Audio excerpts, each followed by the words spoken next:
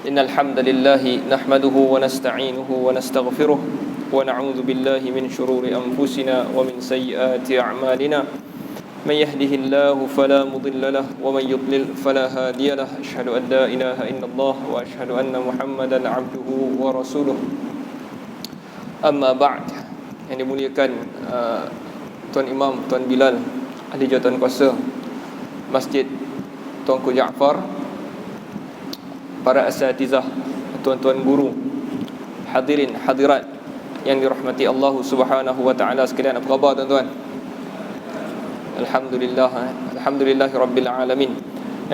Segala puji dan syukur kepada Allah Subhanahu wa taala yang telah mengurniakan kita peluang untuk kita bersama-sama pada malam ini, walaupun dengan keadaan yang sangat mencabar, walaupun kita terpaksa berjarak-jarak kan. Jadi kita tetap sahaja meneruskan lagi program kita supaya sedikit sebanyak dapat kita manfaatkan di dalam program hari ini ilmunya, dan mudah-mudahan Allah Subhanahu wa taala mengurniakan pahala yang banyak kepada kita di atas usaha ini. Atau usaha tuan-tuan nak duduk dengar ni pun semoga Allah SWT bagi pahala. Kalau tak dapat banyak pun ilmu, dapatlah pahala juga kan. Tuan-tuan yang dirahmati Allah Subhanahu wa taala, pertama-tama sekali sebelum kita start kuliah kita hari ni, sedikit sebelum sebagai mukaddimah, antara perkara yang agama ajar kita adalah memelihara privasi orang lain. Tak kiralah orang tu kawan kita ke, kawan rapat kita ke, adik-beradik kita ke, privasi dia agama tekankan untuk kita jaga. Okey. Sebab tu Allah Subhanahu wa taala memberikan kita satu pengajaran ataupun memberikan kita satu contoh di dalam surah An-Nur. Surah An-Nur ni surah Madaniyah, yang mana Allah Subhanahu Wa Taala turunkan surah ini mengikut pandangan ulama, dia selepas daripada perang Uhud, selepas Nabi berperang Uhud tu, sebelum daripada perang Ahzab. Jadi perang Ahzab ni perang apa? Perang yang mana orang kafir, orang kafir Makkah plan dengan orang-orang sekitar Arab untuk serang Madinah. Okey. Jadi ketika itu Allah menurunkan surah An-Nur. Okey tuan, sound. Okey. Jadi Allah turunkan surah An-Nur supaya yang tu nak serang daripada luar. Surah An-Nur ini adalah satu surah yang Allah Subhanahu wa taala berikan penekanan daripada dalaman, yakni daripada dalam masyarakat Madinah tu sendiri, bagaimana nak menguatkan the body of community tu, macam mana nak memperkasakan masyarakat daripada dalam. Jadi surah ini bercerita tentang orang-orang munafik yang dalam Madinah tu sendiri. Okey, di dalam surah An-Nur Allah Subhanahu wa taala sebut ya ayyuhallazina amanu. Nak cerita pasal apa tadi? Privacy. Privacy. Allah bagi contoh di dalam surah An-Nur, ya ayyuhallazina amanu, wahai mereka-mereka yang beriman, la tadkhulu buyutan ghaira buyutikum. Janganlah kamu masuk ke dalam rumah-rumah selain daripada rumah-rumah kamu. Jadi nak cerita pasal apa ni? Privacy. Jangan masuk suatu rumah-rumah selain daripada rumah-rumah kamu, hatta tasta'nisu, sehingga kamu rasa kamu dikehendaki. Ada time pukul 2 pagi, adakah kita dikehendaki dalam rumah orang? Tak. Jadi jangan masuk rumah ketika mana kita tak dikehendaki. Itu yang pertama. Jadi rumah dalam bahasa Arab adalah bait. Bait, kan? Kenapa bait dipanggil? Datang daripada perkataan bata. Bata. Bata ni bukan kasut. Bata maksud dia tidur. Tidur. Jadi idea baitun tu, idea dia adalah suatu tempat yang kita tidur. Jadi bila kita tidur di tempat tu, maknanya itu adalah tempat privasi seseorang. Kalau tempat privasi seseorang, Allah tak bagi masuk, melainkan kalau kita dikehendaki. Jadi kalau kita besarkan lagi konsep ni, jangan masuk rumah orang kecuali apabila dikehendaki. Jadi jangan tengok telefon orang kalau kita tak dikehendaki. Itu privasi juga. Jangan tengok telefon orang. Kita datang daripada belakang kan, kawan kita tengah tengok baca apa tu kan. Yang tu pun tak, yang tu pun sama, tak boleh. Yang tu dimaksudkan. Jadi contoh yang Allah bagi tu zaman tu kan, maknanya ketika itu privasi mereka di mana? Di dalam rumah mereka. Hari ni mungkin privasi kita dalam, kadang-kadang dalam telefon kita pun itu privasi kita. Jadi kalau kita besar, kita kena faham. Dan Allah tak kata sehingga hatta tastazinu. Allah tak kata sehingga engkau minta izin, tak. Bukan minta sehingga minta, tapi Allah kata sehingga engkau rasa engkau dikehendaki waktu tu. Okey.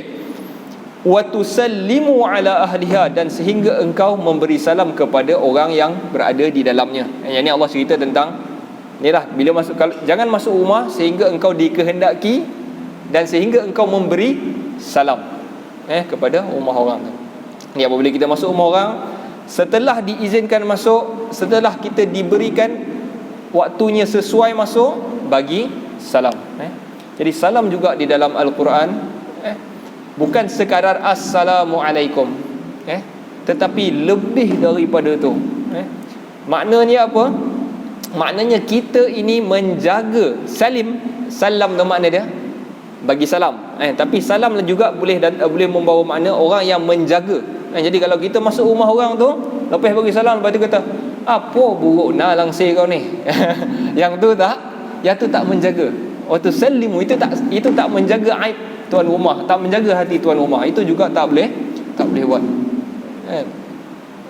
Sebab tu Nabi SAW sebut al-muslimu man saliman nasa min lisanihi wa yadihi. Orang Islam itu orang yang menjaga lidah dia, menjaga orang lain daripada lidahnya dan juga tangannya. Jadi kita apa ni tak elok kat sini, kalau tak kita alih rumah dia kan. Jadi benda ni juga tidak dibenarkan di dalam agama. Okey. Lepas tu Allah sambung, zalikum khairul lakum la'allakum tadhakkarun. Yang demikian itu lebih baik untuk kamu, mudah-mudahan kamu menjadi peringatan kepada kamu. La'allakum tadhakkarun, supaya kamu ingat. La'allakum tadhakkarun.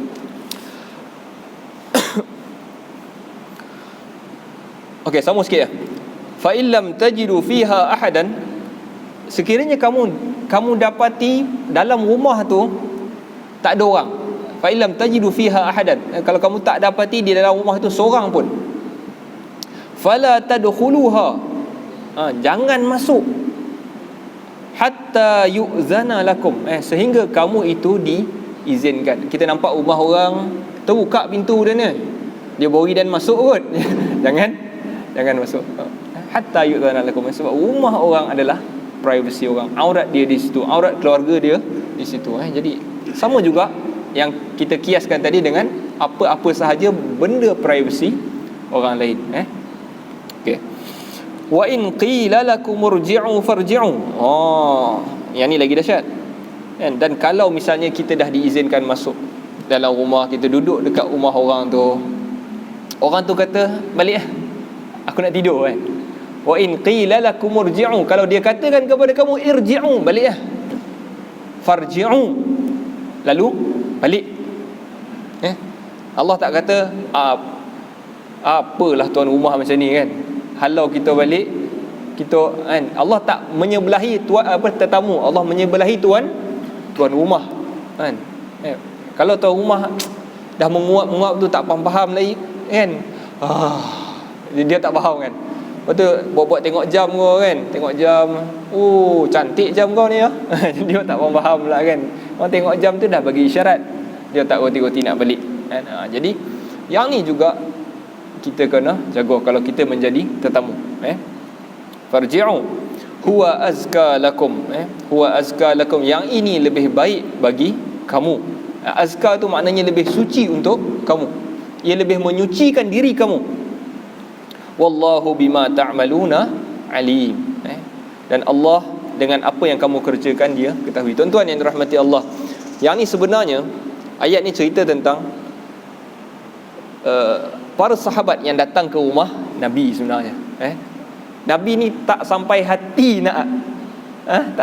nak keluar kan. Sahabat ni bila kita jumpa orang macam Nabi contohnya, kita akan nak sentiasa bercakap dengan Nabi, cerita dengan Nabi, dongan Nabi, cakap, duduk dengan Nabi, sampai kita terlupa privasi orang tu. Jadi yang ni juga yang saya nak pesan kepada diri saya dan tuan-tuan, kalau bila ada orang yang baik dengan kita, kita jangan lupa dia punya privasi. Kawan kita pukul 12 malam, 1 pagi kan, kita duduk rumah dia kan. Yang ni juga kita kena jaga. Sebab bila tuan rumah tu marah kan, ataupun dia kata balik, Allah tak menyebelahi kita yang tetamu, Allah menyebelahi tuan rumah tu. Okey. Tuan-tuan yang dirahmati Allah Subhanahu Wa Taala, yang tu bab privacy tadilah. Jadi kita sambung sikit pengajian kita. Mana dah kita ni tuan-tuan? Kita berada di dalam bab mana doa ur-raf'i minar ruku'. Kita berada pada bab doa ketika bangun daripada rukuk. Jadi apabila orang rukuk, Allahu Akbar, baca hari tu dah ajar ada 5 bacaan dalam rukuk. Selain daripada subhana rabbiyal azim ataupun subhana rabbiyal azimi wa bihamdihi, ada lagi ompek bacaan yang lain. Okey. Habis rukuk tu kita bangkit. Ni muka surat 34 tuan-tuan. Kita bangkit daripada rukuk, kita baca sami'allahu liman hamidah. Sami'allahu liman hamidah. Okey, yang tu adalah hadis yang diriwayatkan al-Imam Al-Bukhari. Lepas kita baca sami'allahu liman hamidah, kita sebut Rabbana walakal hamd. Ada juga Rabbana lakal hamd ataupun Rabbana walakal hamd. Okey, ataupun Rabbana walakal hamd hamdan katsiran tayyiban mubarakan fih. Okey. Jadi tuan-tuan, saya terjemah tidak hari tu? Terjemah dah. Okey, Rabbana walakal hamdu hamdan katsiran tayyiban mubarakan fih. Tak apa, terjemah lain. Wahai Tuhan kami, bagi Engkau puji dan syukur, pujian yang banyak, yang baik, yang diberkati padanya. Baik. Cumanya bacaan ini, bacaan di dalam riwayat ini adalah daripada seorang lelaki. Seorang lelaki. Yang ni bukan Nabi baca. Yang ni adalah sahabat yang baca. Yang duduk belakang Nabi tu dia baca riwayat ni, hamdan katsiran tayyiban mubarakan fih. Lepas tu Nabi Nabi SAW tanya kepada sahabat, tanya kepada manil mutakallimu anifan, siapa yang duk bercakap tu? Siapa yang lepas habis solat Nabi tanya siapa yang sebut tadi tu? Lalu Nabi lalu lelaki ni kata ana. Nabi kata raaitu bid'ata wa thalathina, aku nampak 30 lebih malaikat nak tulis apa yang kau sebut tadi kan. Okey, jadi dekat sini ada satu pengajaran iaitu boleh tak seseorang itu mencipta bacaan yang tertentu di dalam solat kan, sebab dia bukan datang daripada Nabi ni, datang daripada sahabat. Boleh ke kita memandaikan kat belakang sami Allahu liman hamidah nas'aluka ya, kita pula baca asmaul husna, boleh ke? Jadi yang ni dilarang di dalam agama. Kenapa orang ni boleh buat? Sebab ketika itu ada Nabi SAW bersama dia. Kalau Nabi kata salah. Tapi kalau Nabi akui, okey. Jadi kita tak boleh, sebab kita tak ada siapa yang nak approve. Kalau kita mandai-mandai ni, tak ada siapa yang nak approve bacaan kita. Tuan-tuan yang dirahmati Allah Subhanahu Wa Taala sekalian, demikian. Ada tak bacaan yang sahabat baca Nabi tak approve? Ada tak? Ada.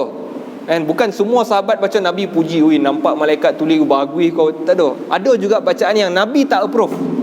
Contohnya ketika mana bacaan doa tidur. Doa tidur ni panjang sikit, kita tak masuk lagi. Bacaan doa tidur ni panjang. Allahumma inni aslamtu nafsi ilaika wa wajjahtu wajhi ilaika wa fawwadtu amri ilaika wa alja'tu zahri ilaika raghbatan wa rahbatan la malja'a wa la manja minka illa ilaika. Amantu bi kitabika alladhi anzalta wa bi nabiyyika alladhi arsalta. Okey, ingat yang hujung tu Amantu bi kitabika alladhi anzalta wa bi nabiyyika alladhi arsalta. Okey. Sahabat ni dengar Nabi baca macam tu, dia ulang balik apa yang Nabi baca. Dia kata amantu bi kitabika alladhi anzalta wa bi rasulika alladhi arsalta. Sahabat tu baca, Nabi kata salah, bukan wa bi rasulika alladhi arsalta, tetapi wa bi nabiyyika alladhi arsalta. Jadi ada juga bacaan yang Nabi tak approve. Oh, baguslah kau pandai tukar-tukar sikit. Tak. Ada yang Nabi approve dan ada juga yang Nabi tak approve. Okey. Yang tu yang berkenaan dengan Rabbana walakal hamdu. Okey, sebelum kita pindah kepada bacaan yang ketiga, tuan-tuan. Okey, saya nak baca sikit. Adakah kita Sami'allahu liman hamidah, maksud dia itu kita panggil tasmi'. Tasmi'. Sami'allahu liman hamidah, itu nama dia tasmi'. Lepas tu kita baca Rabbana walakal hamdu, itu maksud dia kita panggil tahmid. Tahmid. Okey. Adakah kita membaca kedua-duanya? Yakni kalau kita solat seorang-seorang, kita baca dua-dua lah. Betul. Kita Allahu Akbar, Sami'allahu liman hamidah, Rabbana walakal hamd. Okey. Tetapi kalau kita ni semayang berjemaah, kan, imam solat, kan, imam Sami'allahu liman hamidah, adakah kita juga tasmi' bersama imam? Kita pun Sami'allahu liman hamidah. Okey, yang ni khilaf di kalangan ulama. Adakah kita tasmi' dan tahmid, ataupun kita hanya memadai tahmid sahaja? Memadai kita imam baca Sami'allahu liman hamidah, kita baca Rabbana walakal hamd. Okey, saya baca sikit dia punya syarah tentang tasmi' dan juga tahmid. Okey, waqad istadalla ba'dul ulama'i bihadzal hadithi ala anna tasmi' wa tahmid yajma'u bainahuma al-imam wal ma'mum 'ala as-sawa'. Jadi sebahagian ulama berpendapat, memberi hujah berdasarkan hadis ni tadi, adalah di kalangan yakni imam dan juga makmum kedua-duanya melakukan tasmi' dan juga tahmid. Sebahagian. Okey, ini pendapat sebahagian. Tetapi dalam isu ni ada hadis Nabi SAW. Nabi kata, idza qala al-imamu, apabila imam berkata Sami'allahu liman hamidah, faqulu, Nabi kata, lalu kamu katakanlah Rabbana lakal hamd. Okey, berdasarkan hadis ni sepatutnya kita faham kalau sembahyang dengan imam hanya Sami'allah, kita lah baca Rabbana lakal hamdu. Tetapi golongan yang berpendapat kedua membaca tasmi' dan juga tahmid ni, dia kata fa innahu lam yusqa li bayani ma yaqulu al-imam wal ma'mum fi hadha ar-rukni bal li bayani anna tahmid al-ma'mum innama yakunu ba'da tasmi' al-imam. Okey, dia kata pendapat yang ni bukanlah mesti maksud dia macam tu. Maksud dia lepas imam tasmi' tu, kau pun tasmi' tapi lepas dia faham macam tu. Lepas tu barulah baca Rabbana lakal hamd. Okey, jadi Al-Imam An-Nawawi Al-Imam An-Nawawi pun berpendapat yang sama.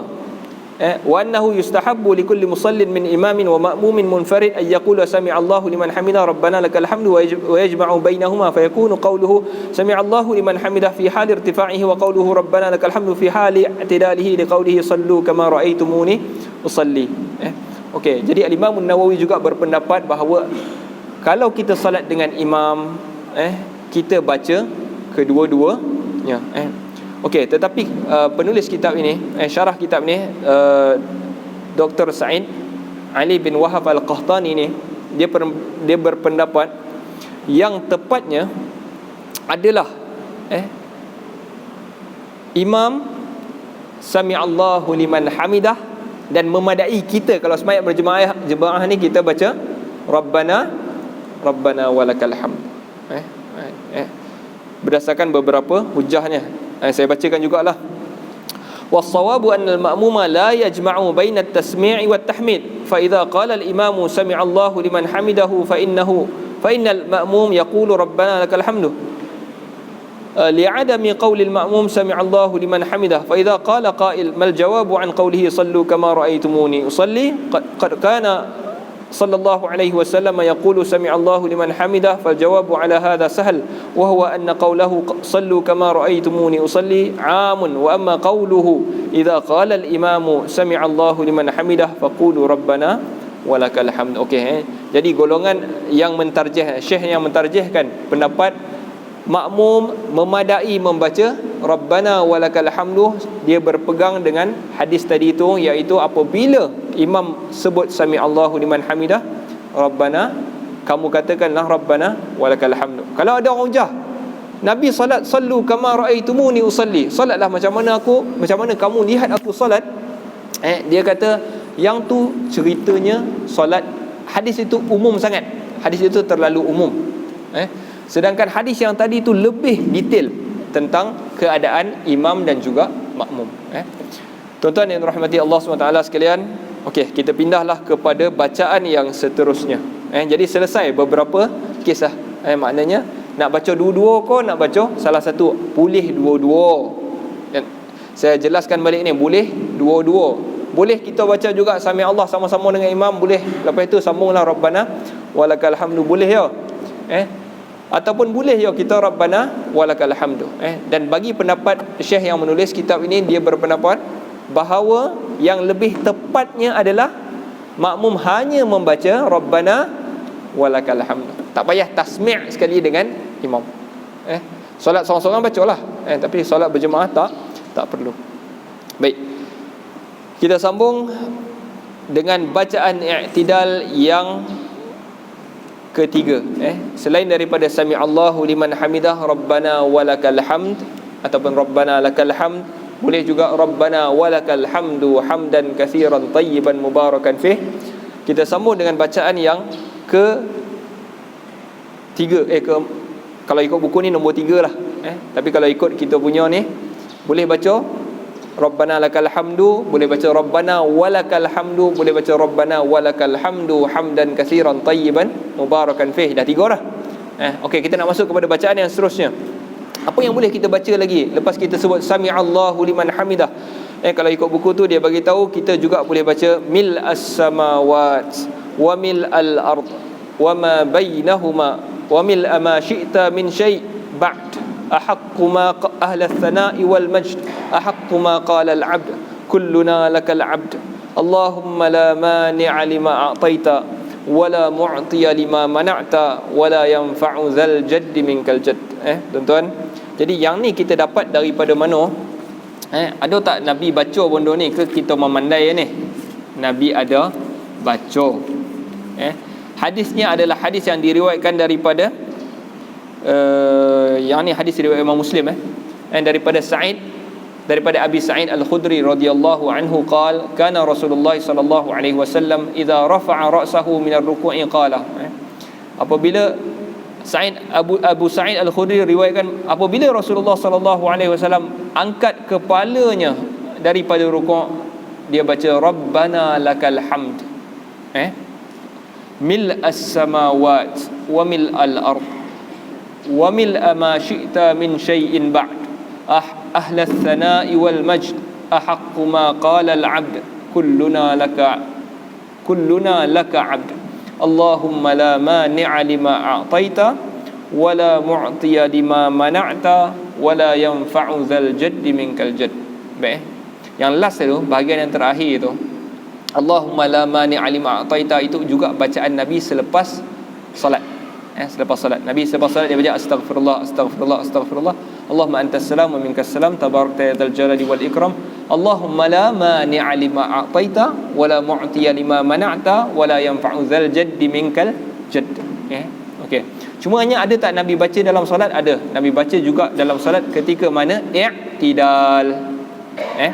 Kita nak tengok apa makna yang Nabi baca ketika i'tidal ni. Rabbana lakal hamd. Wahai Tuhan kami, bagi Engkau puji dan juga syukur. mil'as samawat, puji dan syukur itu memenuhi dalam buku tu maksudnya memenuhi langit-langit wal ard, memenuhi langit-langit dan juga bumi. Tuan-tuan yang dirahmati Allah, saya ada tengok satu dokumentari gitu, maksudnya tentang langit ni, maksudnya nak bagi tahu besar planet-planet yang ada di langit ciptaan, langit di bawah langit pertama ni yang Allah SWT yang Allah ciptakan ni, banyak mana planet yang ada ni. Nama saintis ni Mark Rober lah. Mark Rober ni dia memang antara, kalau sains tu dia memang bagus lah dia punya kajian kan. Jadi dia buat kesimpulan akhir, dia cakap okey, kalau kamu nak banding bumi dengan seluruh planet yang ada di cakrawala ni, kamu kena tahu pasir yang ada dalam bumi ni, kalau kita ambil kutip semua pasir yang ada dalam bumi ni, kumpul semua, lebih banyak lagi planet tu daripada pasir tu yang ada atas muka bumi ni. Nak bagi tahu besarnya pasir ni. Katakanlah setiap planet itu sebesar pasir, dia buat contoh lah kan, setiap planet itu besar pasir, kumpul semua pasir yang ada atas muka bumi ni, yang ada di atas ni lagi banyak daripada yang ada pasir atas muka bumi ni. Punyalah besar ciptaan Allah Subhanahu Wa Taala. Jadi bila kita puji Allah, kita puji memenuhi langit-langit, mil'as samawat wal ard, memenuhi langit-langit dan juga memenuhi bumi kan. Jadi kita tak boleh nak bayang besar mana langit ni. Kita kalau kita nampak, kalau penuh pujian itu, penuh bumi ni kan, ataupun kita kata 100 duit ringgit ni penuh dalam bumi ni kan, banyak tu lah nak kita tahu, banyak tu lah pujian kepada Allah Subhanahu Wa Taala. Nabi sallallahu alaihi wasallam ajar kita untuk puji Allah. Mil'as samawat wal ard, memenuhi langit-langit dan juga bumi. Wa mil'a ma syi'ta min syai'in ba'du, dan memenuhi apa sahaja yang engkau mahukan selepas daripada ini. Boleh faham tuan? Maknanya kalau engkau berhasrat untuk hancurkan seluruh langit bumi ni, kalau engkau cipta apa pun lepas ni, samalah memenuhi apa yang kau nak lepas daripada ni. Kalau kau cipta satu lagi planet macam ni, ataupun satu lagi cakrawala macam ni, banyak itulah juga pujian terhadapmu. Ahlas sana'i wal majdi, ahlas sana'i wal majdi maksud dia, engkaulah ahli pujian dan juga majd juga adalah terpuji, mulia. Cuma al-majdi ini lebih kepada macam kekuasaan. Kita ada Al-Quranul Majid dulu kan, Majid kan, Al-Quranul Karim, Al-Quranul Majid yang dulu punya versi kan. Jadi Majid itu maksud dia apa? Mulia. Tetapi kalau Majid ini lebih banyak kita sandarkan kepada orang-orang yang berkuasa. Itu maksud dia ahlas sana'i wal majdi. Okey. Pujian apa dalam bahasa Arab tuan-tuan? Al-madah. Al-madah. Tapi ada juga pujian yang Arab panggil sebagai as-sana. As-sana, as-sana juga boleh dipahami sebagai pujian. Jadi apa beza al-madhu, pujian, dan juga as-sana? Bila kita sebut al-madhu, puji. Tapi bila kita sebut as-sana, maksud dia puji yang berulang-ulang. Itu maksud as-sana. Okey. Jadi sebab tu kita panggil Al-Fatihah sebagai sab'ul mathani. Sab'ul mathani, tujuh yang diulang-ulang pujinya. Mathani itu puji. Okey, jadi bila kita sebut ahlas sana'i wal majdi, kita anggap Tuhan itu adalah ahli bagi kepujian dan juga mulia. Macam kita cakap lah, bila kita nampak seorang tu kan, kita nampak dia ni orang baik, jadi kita akan sandarkan dia kepada engkau ni di kalangan orang-orang yang baik. Ataupun kita, orang tu daripada muda dia sampai tua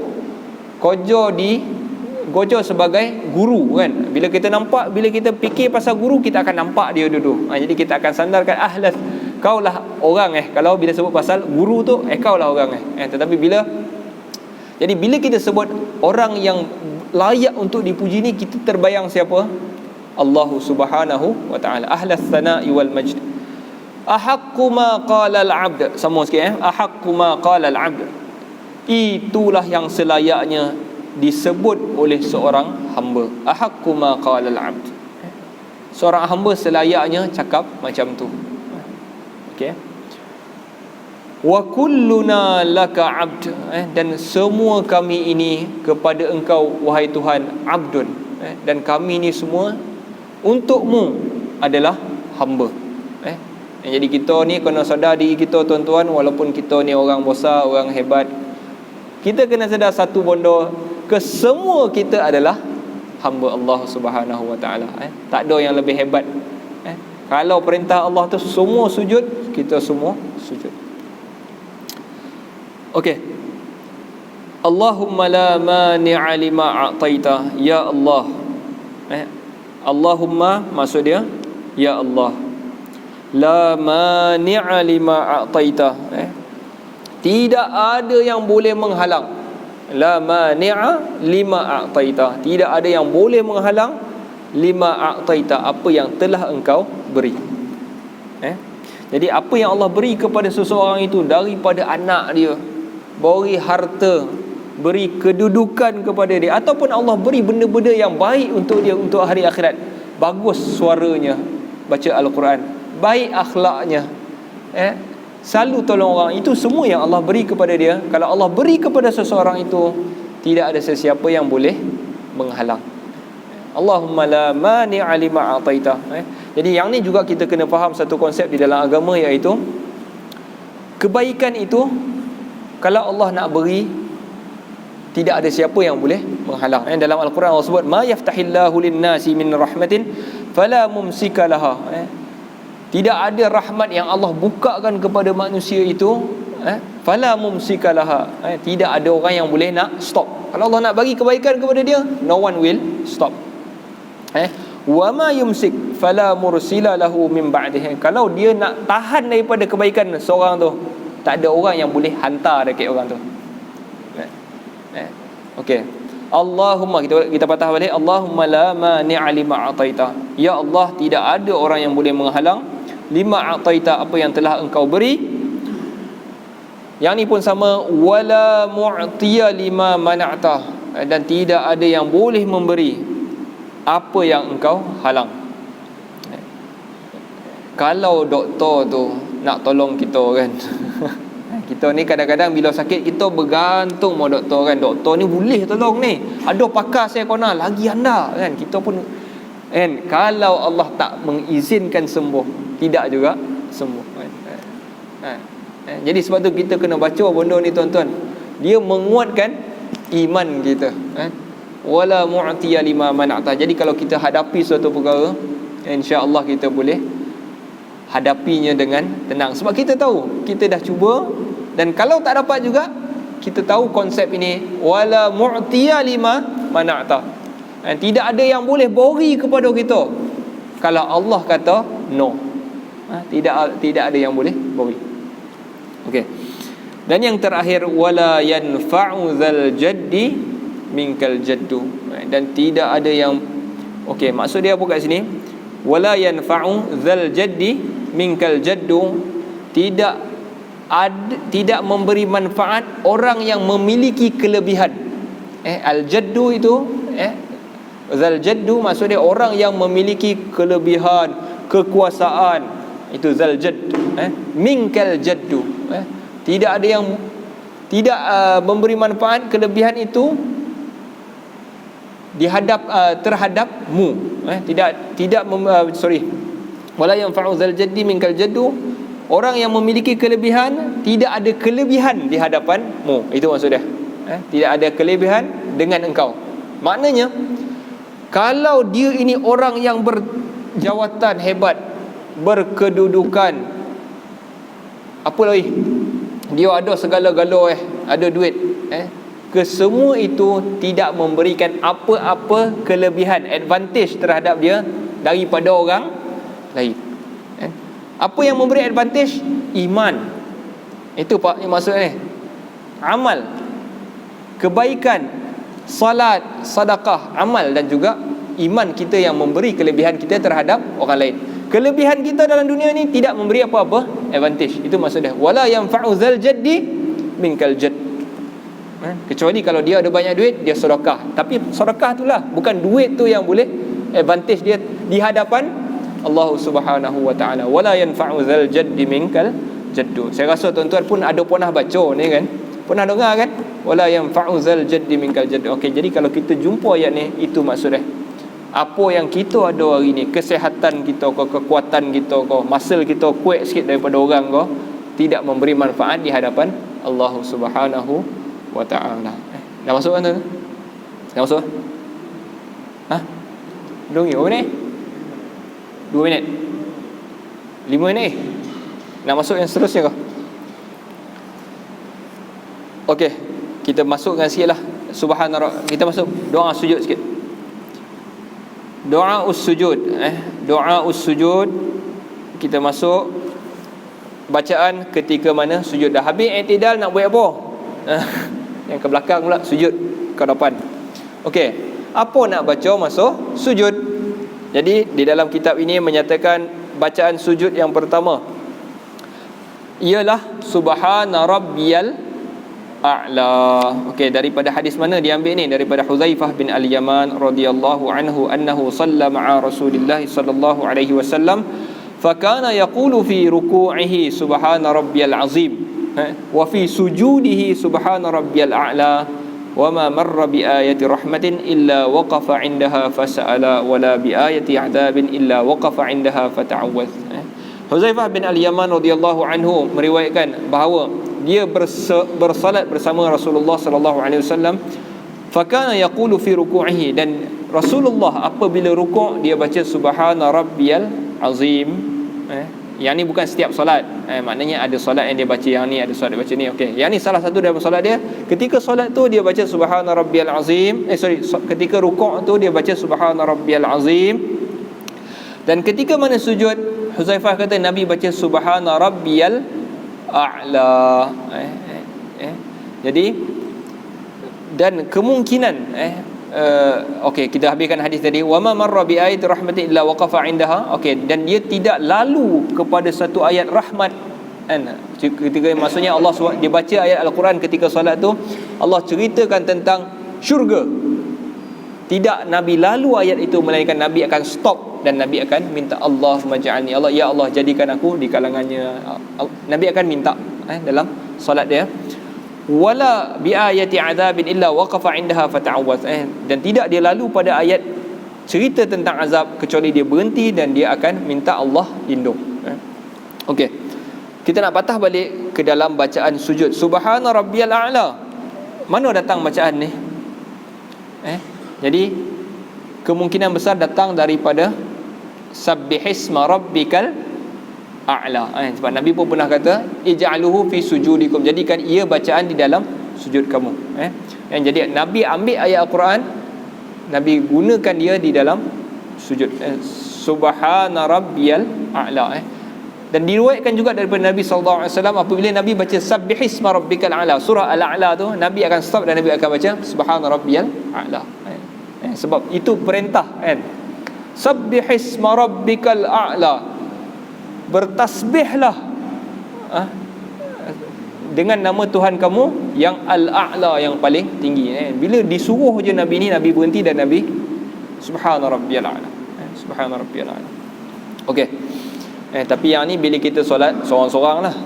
Jangan solat ramai-ramai, kita pun nak berhenti baca oi.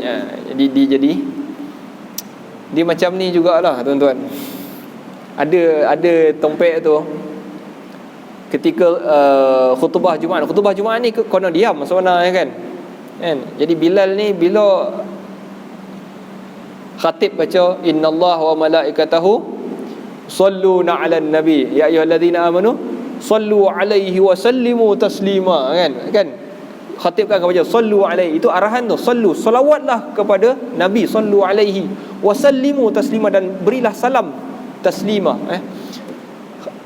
Bilal ni dia mic kat mulut ni, dia pun Allahumma salli ala Muhammad kan. Jadi kacau habis khutbah Jumaat pun ada kan. Jadi yang ni tak payahlah.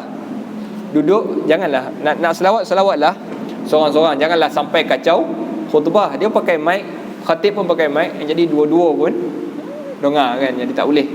Waktu khatib baca senyap, senyap, tak boleh.